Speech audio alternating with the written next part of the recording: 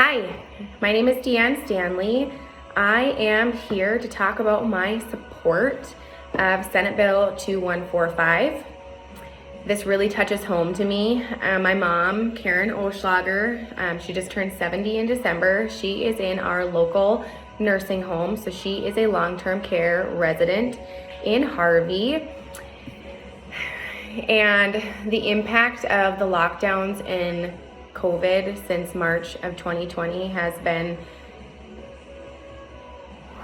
life-shattering in our situation, and I want to talk a little about that with you today. I want to show you my mom. So I'm going to show you a picture of my mom here.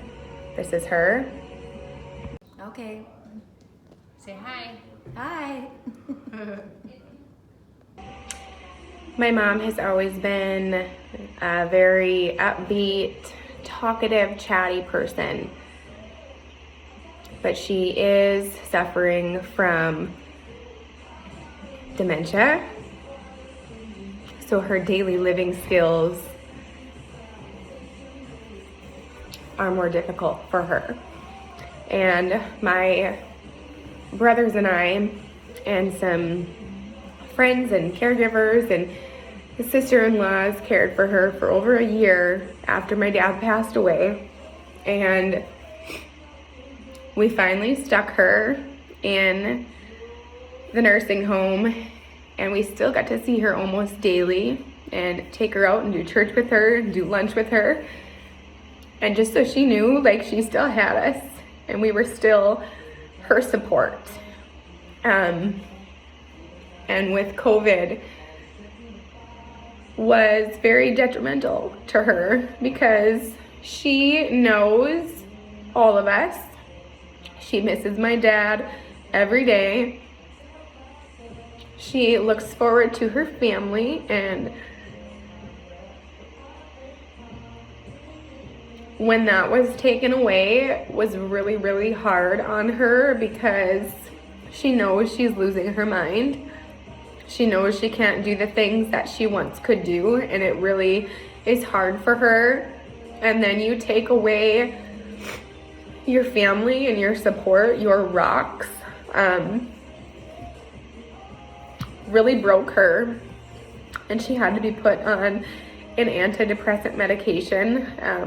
And we had to hire that again in December, but with any kind of cognitive impairment, like, you can get depressed, and anxiety, and taking away family was not good. Like, she needs her support, and I understand that they want to protect the vulnerable, but they also are still human beings, and they have a voice, and they're people, and physical health is one small part of a human.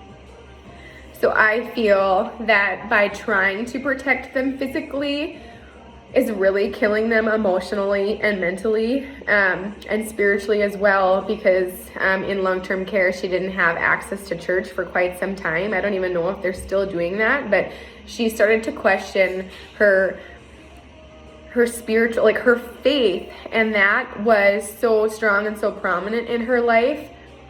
But at the end of the day, family means so much, and we did care for her for over a year, and for her to completely lose that was not right. It was not fair, and I believe that the coronavirus is a real thing, and it's, you know what, and like, we couldn't come and visit her, but Corona still found its way into the nursing home, and everyone is doing well, and everyone survived, but it still got in because workers still get to go home and be in the comfort of their own home and their own family, and it is really only right that family gets to come in and offer that same comfort and emotional support to their loved ones, because you know what, these residents, they deserve that, and I believe that they are entitled to that. They need emotional support from family.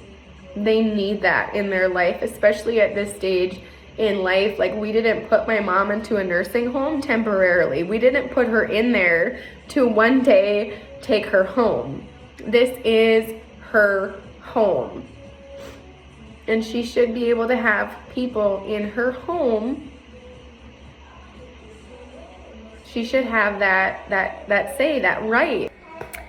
We also did have to deal with some issues. And you know, when family gets to come into a facility and see their loved ones home and interact with them in their own environment is important. And indoor visits, I guess, was still something, and those even got taken away for a long time when we had positive numbers here. And I remember a visitation with my mom, and her heart absolutely broke, and she was in tears. And all I could think of is, if I wouldn't have visited my mom that day, she wouldn't have told me she was disrespected. And that is scary for me as a daughter, to know that she didn't have that open line of communication to talk with me. She wouldn't have told me that over the phone. Sometimes emotion is brought to the surface when you see somebody, especially when they struggle with speech and speech aphasia. And when she's seen me, that emotion surfaced, and she felt safe, because I am a safe place for her. My brothers are a safe place for her, and you can't be vulnerable unless you have those opportunities. And I do not believe those opportunities can be had through a screen when someone is watching you, or an outdoor visit 10 feet away with someone monitoring you. So that also, for me, it really hits a nerve with me, that they need to be vulnerable. They need to know that they can be honest and open and talk about problems that they might even have. And had I not been able to visit her, I would have never have known, and she would have been carrying that burden on her own. And I'm going to show you my mom at the first video. She was very bubbly, and as time went on, her demeanor changed. And that is purely from isolation and not having access to family. When we started taking her out, her demeanor also changed again, but we know that's not a long-term solution, because it hurts her when she comes back. Seems like she missed my brother's wedding because she did not want to be quarantined, because being quarantined in her room, in a 12 by 15 room, you know, on your own, especially when you have, like, she has speech aphasia, so she can't always get her words out, and the less she talks, the more she loses in her brain. If she doesn't use it, she loses it. And she got really sad and depressed being in a room for 14 days by herself. Like, she couldn't have a bath, you know. I think they bathe them like less, but at the end of the day, she couldn't use her bicycle. Like, she hated that. It was so hard on her. Yeah, and this was a year that was gosh, I hope it doesn't last too long. Yeah, because they said that they should that lady, that she was going to help with people. I always try to play music. She loves music. Music brings emotion, you know, I believe, and it's good to get emotions out. It's good to feel what you're feeling. It's good to feel emotion. But she made a comment, because she would call us when she got really, really sad and really down, you know, and we just want to, like, come rescue her, you know, come love on her and, like, let her know that, like, we're here for you. We care. We miss you too. And she made a comment, and she said, if I don't have family, what am I? And I agree, you know, like, at this stage of life, you don't have your home, you can't drive a car, you probably don't feel like you even have money anymore, you know, and everything that you have has been taken away. And the one thing that you have is family. And now you can't even have that. Let us care for our loved ones, please. Let us do our job as caregivers, as children.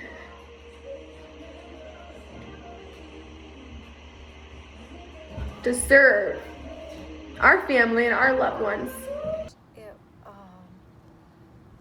I don't have, well, if I don't have anybody, what am I? I don't have a husband. Yeah. You know, because he was my husband, but he's gone. Mm-hmm. Mm-hmm. And now all you have is your family. Yeah. Yeah. Mm-hmm. Yeah. Mm-hmm. And Actually, in December, we started taking her out daily because she was so sad and so depressed, and they were isolated in their rooms anyways because they were on lockdown. They couldn't go out and eat. They couldn't do activities. Just need some human interaction. Yeah. Well, Mom, I'm gonna call you back in a little bit here. I'm gonna visit with Deanne and then I'm gonna call you back, okay? Okay. Yeah.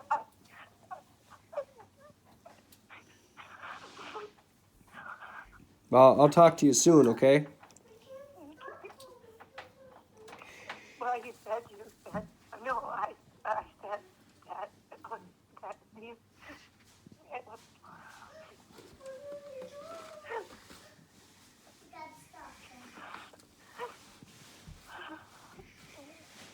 You know, like it just, you have to figure out like what is best for them, you know.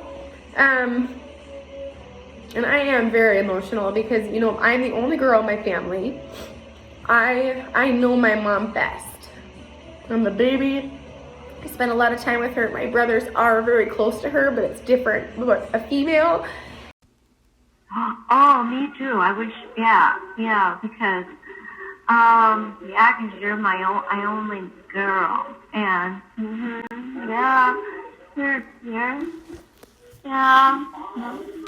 I really wish I had you two, more, yeah. The workers in our nursing home, they do a tremendous job, but it's not fair to them as well because they can't offer the love and support and emotional support that a family member can. Like, they don't know her like we do, you know? And coronavirus isn't the only thing that puts them at risk. For instance, my mom had a pretty traumatic fall January 4th, okay? She fell, she hit her back, she came forward, she hit her head, she had staples in her head, she has a hematoma that's still there on her left side of her skull, and it was, I kid you not, it was like the size of a baseball. Like, it looked unbelievable on her head. That's scary, okay? Our role with our mom has changed. Like, she so badly wants to be a mother to her children, but we have changed roles and we are her support. Okay, we need to protect her and keep her safe and to try and comfort her. And you cannot do that over a screen. You cannot do that through a window.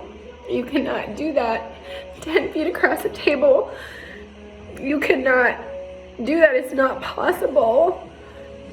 Okay, I can't do that with any of my children. My children need to be nurtured. They need to feel my presence. They need to feel love. And I believe that it is as important for my mother at this stage in her life to get those same feelings. Okay, like she buried her husband over 2 years ago. She doesn't have that support. We are all she has left. We are what is familiar to her when her world from her brain is disintegrating. Okay? And she needs familiarity. She needs family. She needs that to maintain herself as a person. So the next day, and January, would it be 5th? She fell again. Okay, the day after, she fell again. And this time, she gashed her entire back of her head open. Entire back of her head down to her skull open. Number one, we're thankful that she's alive on one hand, you know, but on the other hand, she's tired of suffering, and she's suffering alone without family. So she had to go through that, be in the ER, get stitched up, have a CT scan both days, had an MRI, and back to the nursing home, back in her room, back alone. And we couldn't go in and provide any comfort, any love to our mother. And we could have taken her out, but then we risked, what if she falls again? Like, what if she would do that in our care? So it's hard, because no matter which way you go right now, if you leave her in, she's alone, and that's sad, and she's lonely, and she doesn't have the love and comfort of what a family member can offer, a family caregiver can offer.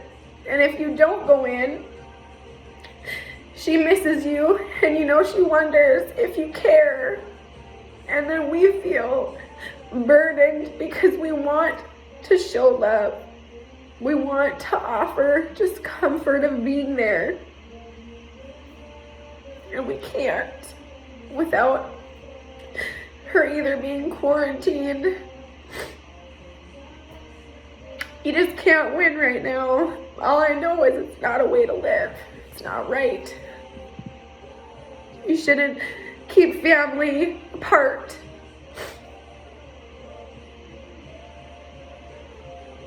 All these restrictions are just, it's taking everything that the residents need to feel joy, peace, comfort, love, like to live a fulfilling life, to have a will to continue living.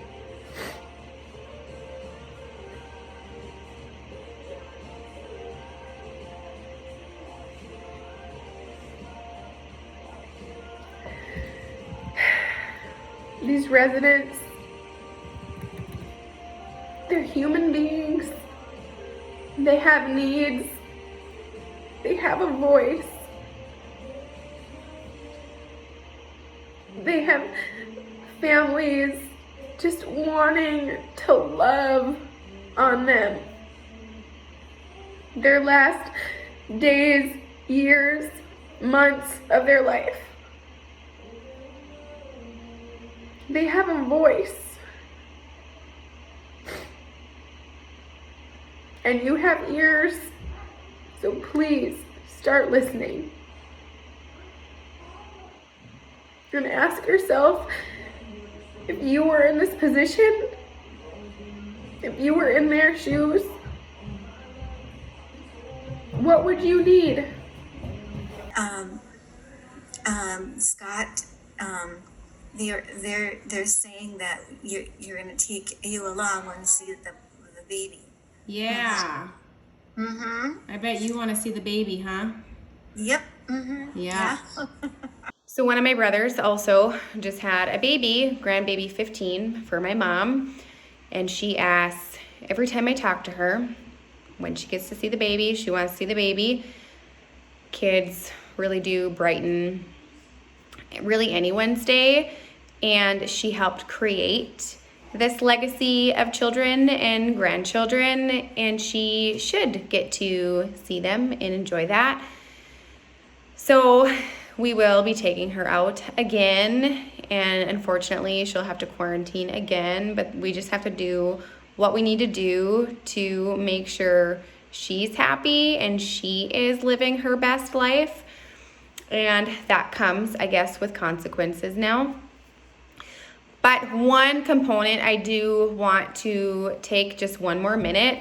I know I've been going back and forth and all around with this video, but I think one thing that we don't think about with anyone with any cognitive decline or dementia or Alzheimer's, they already have limited days with their current mind.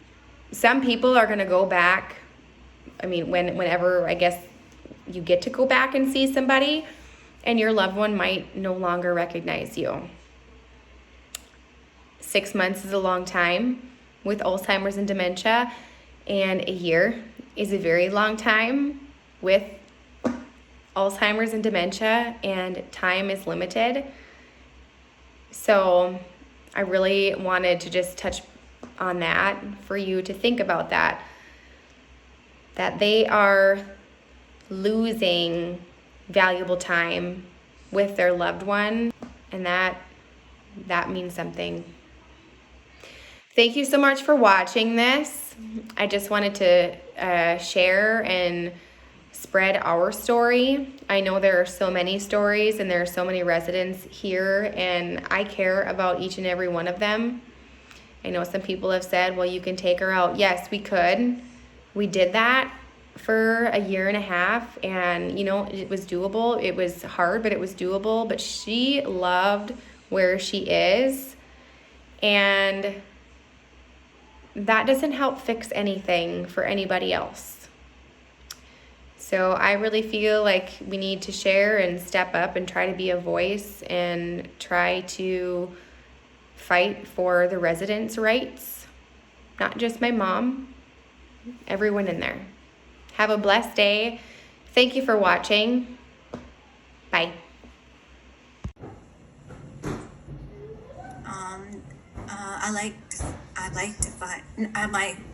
I like my family. Yeah. And do you miss them when you can't see them? Yeah. Yeah. You haven't seen your mom in a while, huh? No, I haven't. Yeah, and I'd like to see her before she gets, to visit her. Yeah. Yeah, because she's getting old. Yeah, she is. Yeah, and it would be nice to see her go to the cling clang thing, you know. Oh, the cling clang of the casino. Yes. Yeah. Yeah. Yeah, because you don't usually get to go, and so and he said that my hands are good. That's because they're so. Because when you work the casino, you got to be quick, and I. Oops! Can I walk on the straight? Oh yeah, your strong nails. Yeah. Yep, it just goes like that. It's so beautiful. I think Father doesn't know how to say. Oh, that's Santa.